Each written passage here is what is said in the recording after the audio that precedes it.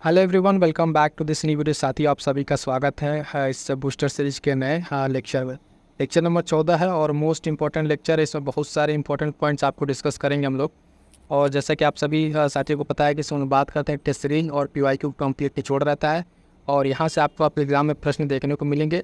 ये जो पॉइंट हम डिस्कस करते हैं एक शॉर्ट नोट्स के तरीके से रहता है और ये दोनों के लिए बहुत ही इंपॉर्टेंट है, चाहे UP PCS एग्जाम होने वाला है और RO उन दोनों के लिए बहुत ही महत्वपूर्ण रहने वाला है। तो साथियों, बने रहिएगा अंत तक और इस वीडियो को हर एक पॉइंट्स को आप अच्छे से तैयार कीजिएगा।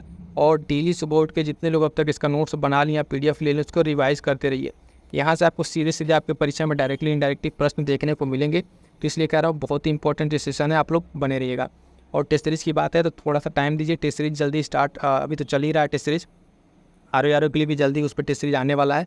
उसके लिए थोड़ा सा धैर्य बनाए रखिए और प्रैक्टिस बैच से ज़रूर आप लोग जुड़ जाइए। मैं क्यों कह रहा हूँ साथियों, पढ़ लेंगे आप कितना भी, लेकिन जब तक आप प्रैक्टिस नहीं करेंगे आपको आपकी गलती नहीं पता चलेगा। कोई करंट अफेयर की आप बुक पढ़ रहे हैं, एक बुक को 2 बार पढ़ लिया, 4 बार पढ़ लिया, आपको लग रहा है कि आपको पूरा क्वेश्चन तैयार हो गया, ठीक है। फिर भी जब आप प्रैक्टिस करने जाएंगे, लगाने जाएंगे क्वेश्चन, तो वहाँ पर आपसे गलती होने की संभावना रहती है। इसीलिए जो प्रैक्टिस बैच है साथियों, तो टेलीग्राम से जुड़ जाइएगा। और प्रैक्टिस बैच एक नॉमिनल चार्ज पर है, आप जुड़िए और अपनी प्रैक्टिस को और बेहतर कीजिए, ठीक है। बढ़ते हैं आज के सेशन की तरफ, देखेंगे क्या क्या आज के पॉइंट्स हैं। यहाँ से हम लोग देखेंगे साथियों कि जैव विविधता का मापन, ठीक है। ये इन्वायरमेंट इकोलॉजी का जो पर्यावरण का एक टॉपिक है, उसमें ये छोटा सा कंसेप्ट रहता है कि जैव विविधता का मापन कैसे होता है। तो उसके अलग अलग पैरामीटर, जैसे कि एक होता है अल्फा विविधता, ठीक है, और एक होता है बीटा विविधता, और उसके बाद जो है गामा विविधता, ठीक है। तो ये डाइवर्सिटी जो पाई जाती है 3 तरह की, वो किस तरीके की होती है, 1 बाय 1 करके इसको देख लेते हैं, ठीक है। पहला पॉइंट है यहाँ पे कि अल्फा विविधता क्या होता है। तो जब ये कब होता है तो देखेंगे कि किसी विशेष क्षेत्र के भीतर विविधता को संदर्भित करता है, उसे पारिस्थितिकी तंत्र में प्रजातियों की संख्या द्वारा व्यक्त किया जाता है। यानी ये किसी एक स्पेसिफिक रीजन में ये जो डाइवर्सिटी है उसको ये डिनोट करेगा अल्फा विविधता। और ये बेसिकली क्या करेगा, जो पारिस्थितिकी तंत्र है उस तंत्र में क्या करेगा, ये नंबर्स को, जो प्रजातियाँ हैं उनके क्या करेगा, नंबर्स को डिनोट करेगा, ठीक है। तो ये क्या हो जाएगा आपका अल्फा विविधता। क्लियर है, तो इसको समझ लीजिएगा, ठीक है ना, कि विविधता में क्या है, ये पारिस्थितिकी तंत्र के प्रजातियों की क्या है, संख्या है, ये अल्फा विविधता। अगला देखेंगे कि जो बीटा डाइवर्सिटी है, ये क्या होती है विविधता, जो बीटा वाली, इसमें होता है कि पारिस्थितिकी तंत्र के बीच विविधता की तुलना जिससे प्रजातियों की मात्रा में परिवर्तन के रूप में मापा जाता है। ये क्या है, तो ये देखेंगे जो पारिस्थितिकी तंत्र है उसके बीच की विविधता है, यानी इसमें तुलनात्मक रूप से जो प्रजातियों का आप देखेंगे मात्रा में परिवर्तन हो रहा है, उसको क्या डिनोट करेगा, ये उसको डिनोट करेगा आपका ये बीटा विविधता। क्लियर है, आगे बढ़ेंगे, देखेंगे गामा विविधता। ये छोटे छोटे पॉइंट्स हैं, आपको इससे प्रश्न जो बनेंगे साथ ही वो स्टेटमेंट करके बन सकते हैं, ठीक है। तो वो पॉइंट ध्यान रखना है हमें। गामा विविधता क्या है कि एक क्षेत्र के भीतर विभिन्न पारिस्थितिकी तंत्र के लिए जो समग्र विविधता है उसकी माप है। यानी जो पारिस्थितिकी तंत्र है वो एक ही क्षेत्र के भीतर उसकी जो टोटल आप देखेंगे उसकी माप क्या कहेंगे, गामा विविधता कहेंगे। क्लियर है, आगे बढ़िएगा। आगे बढ़ेंगे साथियों, देखेंगे बहुत ही इंपॉर्टेंट ये पॉइंट है, विश्व के जो है प्रमुख मरुस्थल क्या है, विश्व के प्रमुख मरुस्थल। तो विश्व के जो प्रमुख मरुस्थल हैं उनका नाम याद रखिए, कुछ यहाँ पर दिए गए हैं, कुछ आगे चल के भी आपको मिलेंगे, ठीक है। तो इनका नाम हमें याद रखना है। पहला जो मरुस्थल है क्या है, दस्ते लूत, ठीक है, दस्ते लूत करके है। ये कहाँ पर मिलेगा आपको, पूर्वी ईरान में। फिर से मैं आपको एक बार यहाँ पर बता रहा हूँ कि जो आपके किस तरह के पॉइंट्स हैं मैपिंग से रिलेटेड, लाइक कोई मरुस्थल हो गया है ना, नदी झरने, इस तरह के जो मैप आपको मिल जाए उनको आप क्या करेंगे, एक बार एटलस खोलिए और इनको आप क्या करिए, जो मैप है, चाहे भारत का हो तो भारत के मैप पे देखिए, वह विश्व का है तो विश्व के मैप पे देखिए, उनको वहाँ से अगर आप देख के अगर एक बार पढ़ेंगे तो आपको ज़्यादा तरीके से अच्छे से तैयार होगा और वो लोकेशन भी आपको याद रहेगा। तो दस्ते लूत की बात करेंगे पूर्वी ईरान, उसके बाद से दस्ते कबीर, ये दक्षिणी ईरान, ठीक है। तो ये दोनों कहाँ पर है, ईरान में आपको देखने को मिलेगा, दक्षिणी और पूर्वी ईरान में। दस्ते लूत और दस्ते कबीर ये 2 मरुस्थल कहाँ के हैं, तो ईरान के। आगे बढ़ेंगे, एक इंपॉर्टेंट मरुस्थल है नामीब मरुस्थल, ठीक है। तो ये नामीबिया अफ्रीका में पाया, अफ्रीका कंटिनेंट के नामीबिया में, ठीक है। तो नामीब मरुस्थल ध्यान रखिएगा, ये भी अपने आप में बहुत इंपॉर्टेंट है, ठीक। उसके बाद से ग्रेट सैंडी, सिम्पसन और गिब्सन, ये 3 मरुस्थल जो आपको मिलेंगे कहाँ पर, ये तीनों ऑस्ट्रेलिया के हैं, ठीक है। नाम से थोड़ा सा आपको लग रहा होगा, ग्रेट सैंडी है ना, सिम्पसन और गिब्सन, ये तीनों कहाँ के मरुस्थल है। तो आप देखेंगे साथियों तीनों कहाँ के, ऑस्ट्रेलिया का है, ठीक है। तो ये ध्यान रखिएगा, तीनों के तीनों मरुस्थल आपके ऑस्ट्रेलिया के। आटाकामा की अगर हम बात करें साथियों, थी उत्तरी चिली, कहाँ पर, उत्तरी चिली का एक ये मरुस्थल है आटाकामा, उसको भी ध्यान रखना है।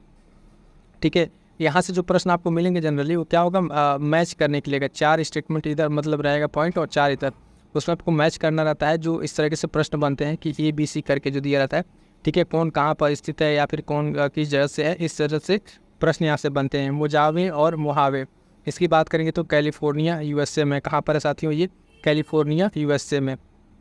ठीक है, टकला मकान की बात करेंगे, टकला मकान तो हम देखेंगे सिकियांग चीन वाला रीजन। ठीक है, टकला मकान है डिजर्ट।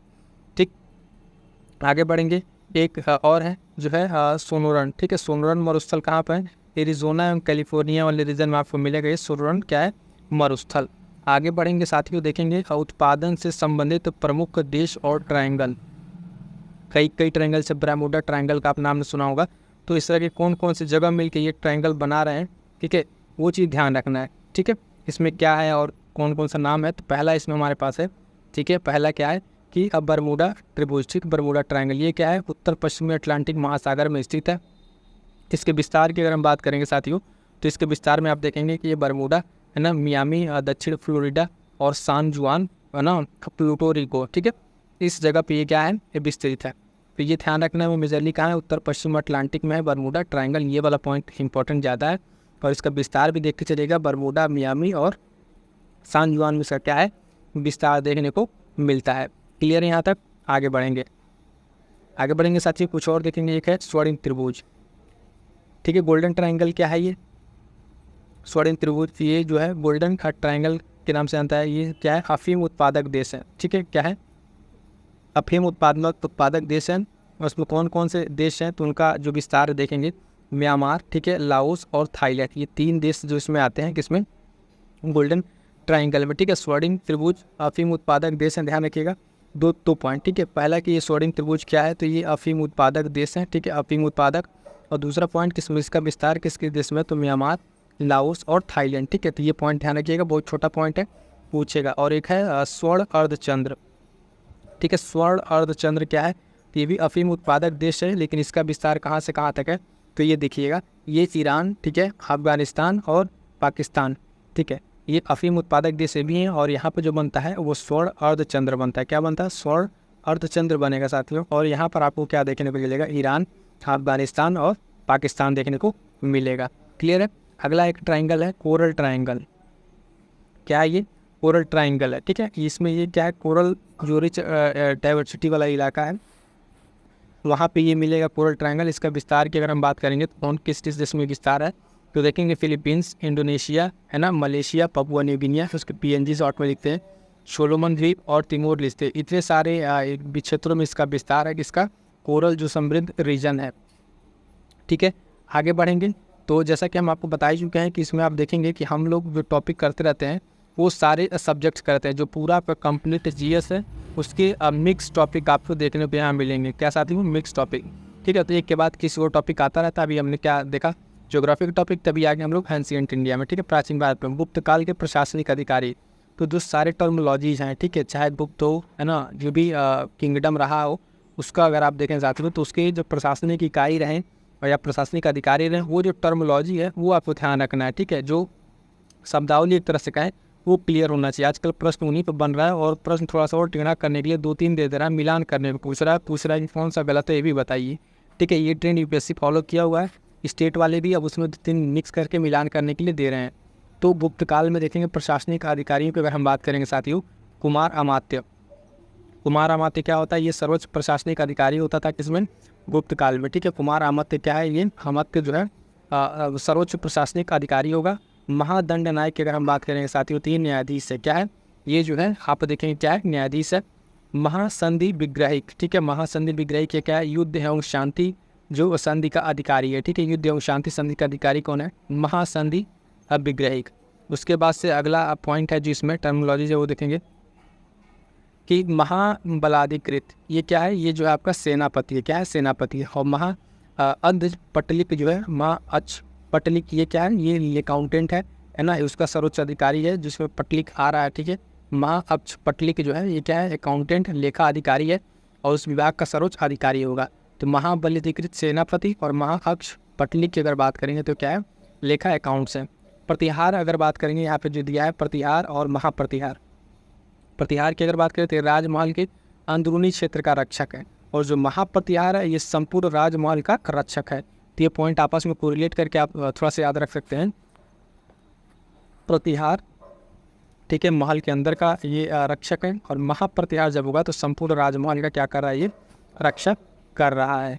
ठीक है, आगे बढ़ेंगे। छोटा सा पॉइंट है, इस पॉइंट को देखिएगा कि प्रमुख शासक और उनकी रानियाँ। ठीक, प्रमुख शासक हैं यहाँ पर, उनकी रानियाँ हैं। क्या होता है, कई बार इस तरह का प्रश्न पूछे गए हैं। ये पॉइंट भी देखिएगा। चंद्रगुप्त, चंद्रगुप्त की पत्नी का नाम आप देखें, उसकी रानी कुमार देवी। ठीक है, समुद्रगुप्त की अगर बात करेंगे तो दत्ता देवी। क्या है, दत्ता देवी।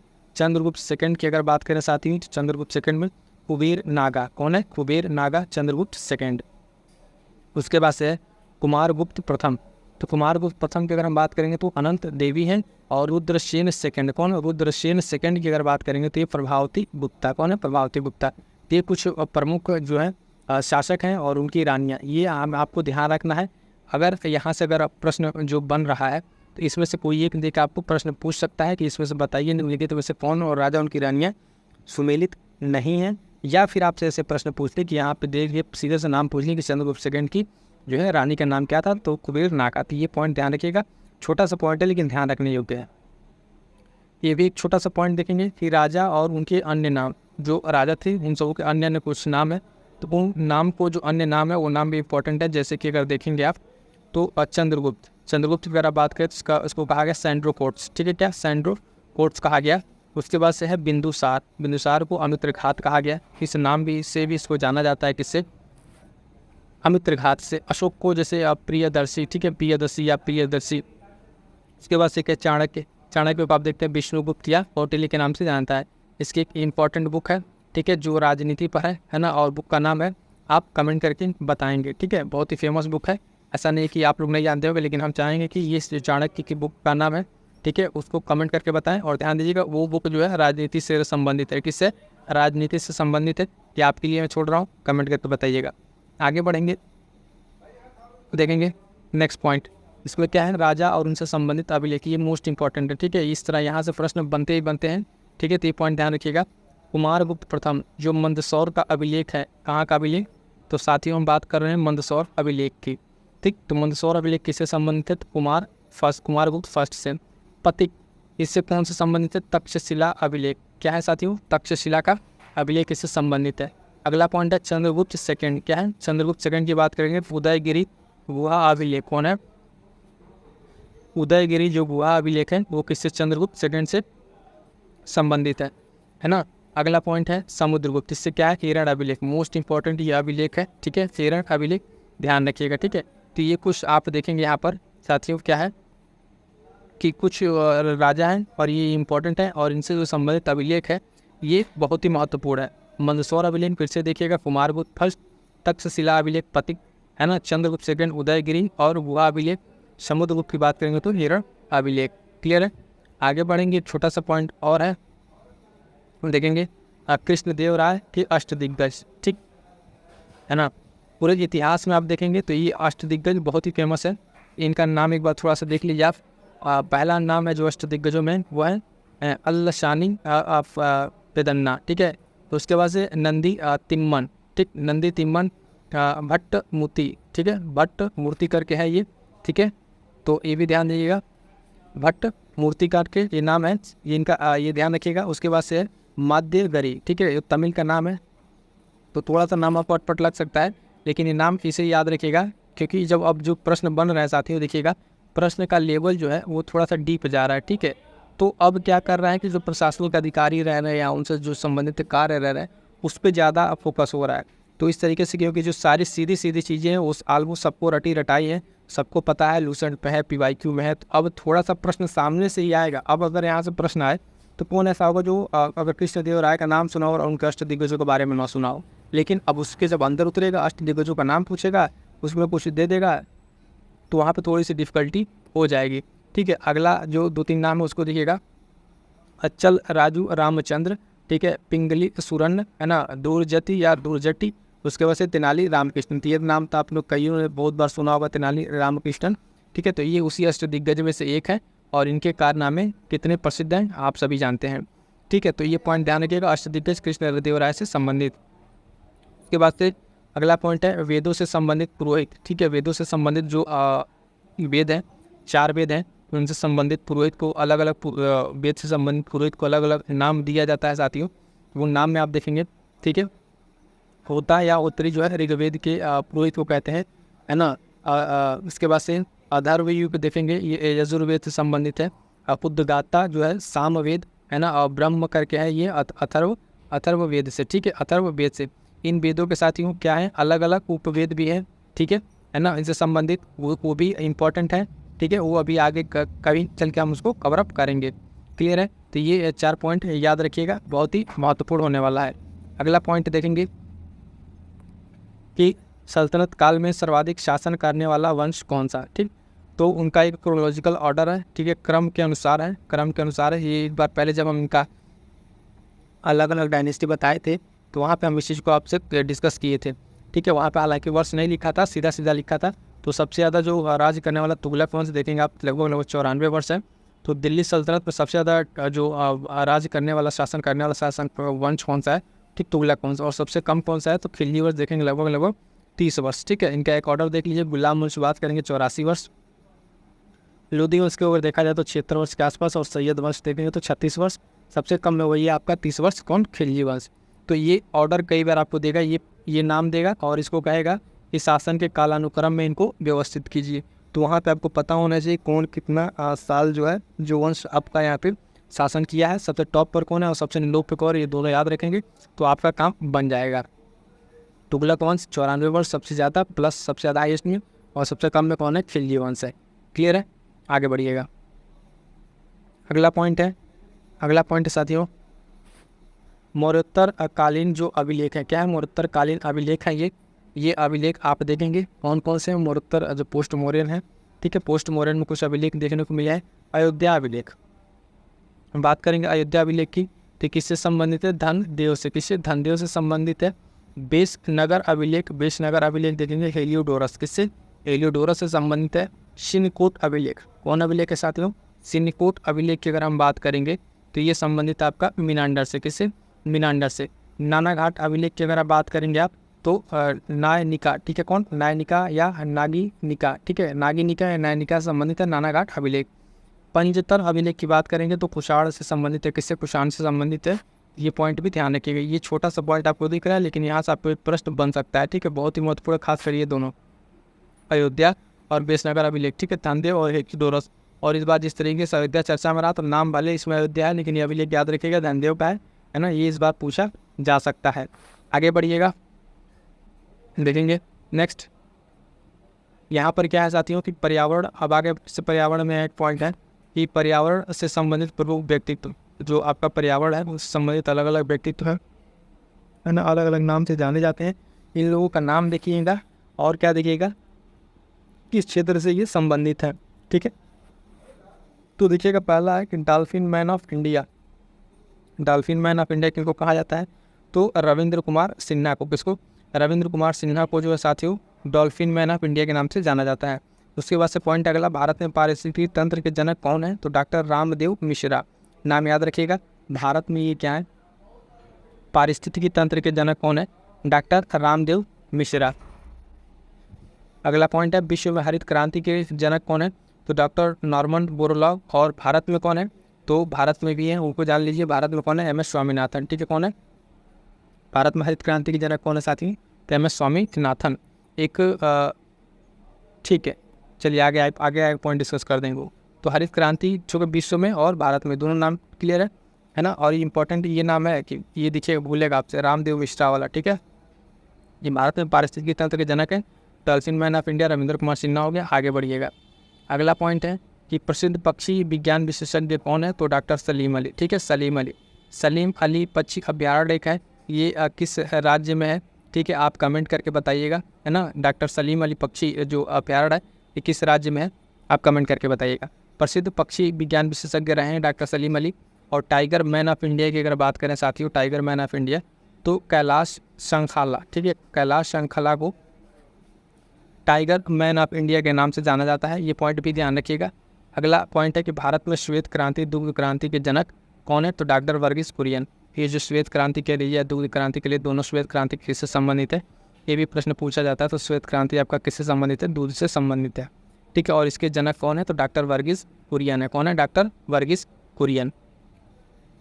आगे बढ़ेंगे, देखेंगे प्रमुख आंदोलन है और उससे संबंधित व्यक्तित्व हैं। प्रमुख आंदोलन जो पर्यावरण से संबंधित आंदोलन है, साथियों इस पर एक अलग से वीडियो हमने बना दिया। पर्यावरण के जो प्रमुख आंदोलन है वहाँ पर डिटेल पर चर्चा की है। यहाँ पे फिलहाल उसके जो शॉर्ट्स पॉइंट्स है उसको देख लीजिएगा। तो पहला जो आंदोलन है चिपको आंदोलन। चिपको आंदोलन की बात करेंगे तो सुंदरलाल बहुगुणा इससे संबंधित है। और इसके प्रणेता की अगर बात करेंगे, कौन प्रणेता? तो चंडी प्रसाद भट्ट, ठीक है। चिपको आंदोलन के प्रणेता कौन रहे हैं, अगर ये प्रश्न पूछता है तो सुंदरलाल बहुगुणा नहीं होगा, वहाँ पे कौन होगा? चंडी प्रसाद भट्ट, ये इसके प्रणेता थे। और उससे संबंधित जो नाम आता है वो किनका? सुंदरलाल बहुगुणा का ये सहयोगी थे। एपिको आंदोलन ये भी चिपको आंदोलन की तरह है, लेकिन ये साउथ में था, कर्नाटक में, ठीक है, कर्नाटक में था। और इसके जो हेड थे कौन थे? पांडुरंगन हेगड़े। इनसे संबंधित कौन है? पांडुरंग हेगड़े, ये नाम याद रखिएगा। यहाँ से एक प्रश्न आपको देखने को पर्यावरण में मिल सकता है। इसके बाद से नर्मदा बचाओ आंदोलन, ठीक है। क्या है नर्मदा बचाओ आंदोलन की अगर बात करेंगे, नर्मदा बचाओ आंदोलन तो बाबा आमटे, ठीक है, बाबा आमटे इससे संबंधित है। और इसके नेतृत्व कौन किया था? तो मेधा पाटकर। इसने दो नाम यहाँ भी ध्यान रखिएगा। नर्मदा बचाओ आंदोलन में अगर सीधे सीधे पूछे नेतृत्व कौन किया था साथियों, तो नाम आएगा मेधा पाटेकर का। किसका? मेधा पाटेकर का। बट अगर बात करेंगे इससे संबंध कौन, तो बाबा आमटे भी इससे संबंधित हैं। ये पॉइंट ध्यान रखिएगा, 2 पॉइंट है इसमें। अगला है कि वृक्ष मानव के नाम से विख्यात कौन है? तो रिचर्ड सेंट बारबेकर, ठीक है। ये किस नाम से फेमस है? तो आप देखेंगे वृक्ष मानव के, किससे? वृक्ष मानव के नाम से विख्यात है ये रिचर्ड सेंट बारबेकर। पारिस्थितिकी तंत्र एवं पर्यावरण विज्ञान के जनक कौन है? तो ई.पी. ओडम। कौन है? ई.पी. ओडम, ई.पी. ओडम, ठीक है। ई.पी. ओडम क्या है? पारिस्थितिकी और पर्यावरण विज्ञान के क्या है ये जनक है। तो ये नाम भी ध्यान रखिएगा। लास्ट के दो नाम बहुत इंपॉर्टेंट है, वृक्ष मानव और पारिस्थितिकी और पर्यावरण के जनक ई.पी. ओडम। उसके बाद से भारत वाला वो बताए थे तो वो अलग है। आगे बढ़िएगा, देखिएगा यहाँ पर कि मध्यकाल के कुछ प्रमुख युद्ध हैं, उनके डेट हैं। एक बार फटाफट से देख ले, रिवीजन हो जाएगा आपका। ये ज़रूरी है रिवीजन करना, है ना। ये भी कई बार यहाँ से पॉइंट बन जाता है आपका। 2 इसमें बहुत इंपॉर्टेंट है। एक तो तालीकोटा का युद्ध ध्यान रखिएगा, और उसके बाद से कन्नौज का, ठीक है। ये बहुत इंपॉर्टेंट है ना। 2 बहुत इंपॉर्टेंट है, बाकी सबका डेट आपको याद होगा, लेकिन फिर भी एक बार देखिए यहाँ पे। घाघरा के युद्ध की बात करेंगे तो 1529, चौसा का युद्ध 1539, है ना। कन्नौज और 1540, तो 39-40 से 2 बहुत इंपॉर्टेंट है ना। शेरशाह सूरी वाला बैटल है, ठीक। चौसा का युद्ध, कन्नौज का युद्ध इंपॉर्टेंट है। उसके बाद से आता है पानीपत की दूसरी लड़ाई 1556 ईस्वी। तालीकोटा का युद्ध जो है 1565, और हल्दीघाटी का युद्ध 1576। तो ये कुछ इंपॉर्टेंट डेट्स है साथियों, आपको ध्यान रखना है। इसमें जो सबसे इंपॉर्टेंट मैं बता रहा हूँ तालीकोटा जो है ना, और ये कन्नौज वाला, ठीक है, बहुत इंपॉर्टेंट है ये दोनों, ध्यान रखिएगा। आगे बढ़ें, आगे है पॉइंट कि गुप्त काल में भूमि से संबंधित शब्दावली, गुप्त काल में भूमि से संबंधित शब्दावली कौन सी है?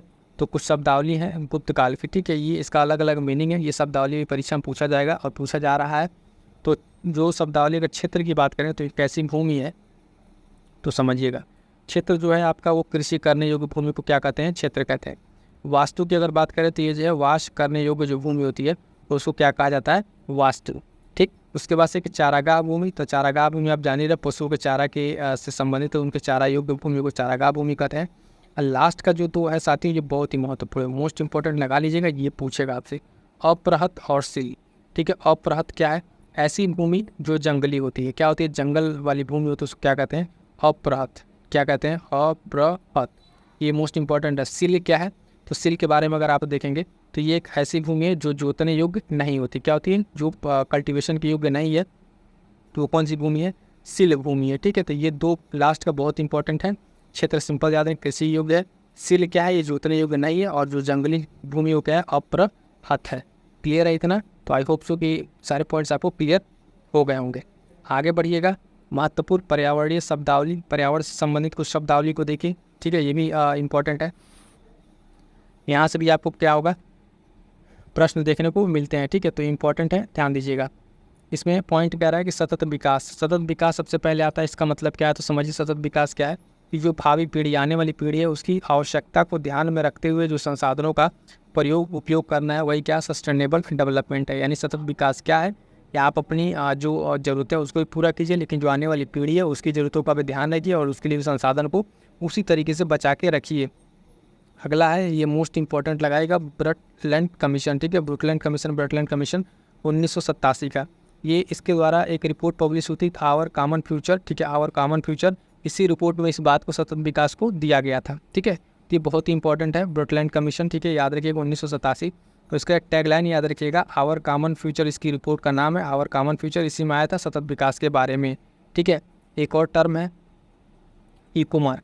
टर्म क्या है इको मार्क? इस इको मार्क का मतलब क्या है? तो आप देखेंगे भारतीय मानक ब्यूरो द्वारा, ठीक है, 1991 से जो पर्यावरण के अनुकूल उत्पाद है उनको दिया जाता है। तो इको मार्क किनको दिया जाता है साथियों? तो इको मार्क उनको दिया जाता है जो पर्यावरण फ्रेंडली हो, ठीक है, यानी पर्यावरण अनुकूल हो, उनको दिया जाता है इको मार्क। और किसके द्वारा दिया जाता है? तो ये पॉइंट ध्यान रखिएगा, भारतीय मानक ब्यूरो के द्वारा, है ना, 1991 जो है इसके द्वारा दिया जाता है इस टाइम से, ठीक है, भारतीय मानक ब्यूरो 1991, ये पॉइंट ध्यान रखिएगा। अगला पॉइंट है एक मार्क क्या है? तब एक मार्क जो है ये कृषि या खाद्य उत्पादों या पदार्थों पर ही दिया जाता है। एक मार्क क्या है? कृषि खाद्य पदार्थों पर दिया जाने वाला क्या है? एक टैग है, ठीक है। उसके बाद से है ग्रीन वॉश, ये बहुत चर्चा में रहने वाला टर्म है, ठीक है, आजकल यही हो रहा है, तो बहुत इंपॉर्टेंट है। पर्यावरण संरक्षण के संबंध में झूठे वादे, ठीक है, यही क्या है? Green wash. तो आज के मौजूदा हालात में जिस तरीके से देख रहे हैं पर्यावरण को लेकर चीज़ें हो रही है, तो ग्रीन वॉश ही हो रहा है, ठीक है। पर्यावरण संरक्षण के तो बड़े बड़े वादे हो रहे हैं, लेकिन वास्तविकता अगर आप देखेंगे साथियों तो उस तरीके की चीज़ें आपको यहाँ पे धरातल पर देखने को नहीं मिल रही। तो ग्रीन वॉश संबंधित पर्यावरण संरक्षण के झूठे वादों से। अगला पॉइंट है कि आवास और हैबिटाट, ये क्या है? कि एक विशेष स्थान है जहाँ पर जीव रहते हैं, उनका क्या होता है? आवास होता है या हैबिटाट होता है। क्लियर है यहाँ तक पॉइंट? चलिए क्लास साथियों, और कुछ इंपॉर्टेंट मैं बता दूँ, यूपीपीसीएस और आरओ से संबंधित कुछ महत्वपूर्ण क्लासेज जो आपको जीएस सक्सेस मंत्रा के चैनल पर मिल जाएंगी, इनको आप देखना ना भूलें, जैसे मिस ना कीजिएगा। सरकारी योजनाओं का कंप्लीट एक वीडियो आ चुकी है। उसके साथ साथ हम बात करें साथियों करंट अफेयर ध्येय आईएएस का कंप्लीट जनवरी से जुलाई, इसको अलग अलग मंथ वाइज भी है और आपके लिए इसको कंपाइल भी कर दिया है। तो ये वीडियोस जाके आप जरूर देखें, करंट अफेयर का रिवीजन करें, है ना। और यूपी स्पेशल आपके लिए बहुत महत्वपूर्ण होने वाला है इस बार, चाहे आरओ एग्ज़ाम हो या फिर पीसीएस का, तो उसके लिए उत्तर प्रदेश विशेष की एक मैराथन क्लास आ गई है। ये सारे क्लास आपके लिए बहुत महत्वपूर्ण है। जनवरी से अगस्त तक के टॉप 500 करंट अफेयर्स के क्लासेज हैं, है ना। और ये सबसे महत्वपूर्ण क्लास जो आपके लिए साथियों कि पिछले 6 माह में जो परीक्षाएं हुई हैं उसके करंट अफेयर के पूछे गए सारे के सारे प्रश्न, इन सारे वीडियोस को आप फटाफट से देखिए, और जो आपको उसमें नहीं आ रहा उसका नोट्स ज़रूर बनाते चलेगा। साथ ही मैं बार बार कहूँगा नोट्स बनाए रहेंगे तो वही अंतिम समय में रिवीजन करेंगे। और फिर एक चीज़ लास्ट में छोटी सी न्यूज़ की, आप जो प्रैक्टिस बैच से जो लोग भी जुड़ना चाहते हैं, क्योंकि प्रैक्टिस करना बहुत ही महत्वपूर्ण है अंतिम समय में, कोई बहुत ज़्यादा चार्ज नहीं है, कि नॉमिनल चार्ज पे आपको 200 रुपये में आपको अलग अलग से मिल रही है क्विज प्रैक्टिस। तो आप करंट अफेयर कहीं से पढ़िए, अगर पढ़ रखा है तो प्रैक्टिस बैच ज्वाइन करिए, नहीं पढ़ रखा है तो रिवीजन नोट से लेकर पढ़िए, बट पढ़ते रहिएगा, ठीक है, और आगे बढ़ते रहिएगा, ठीक है। मिलते हैं किसी नेक्स्ट वीडियो में, तब तक के लिए थैंक यू सो मच।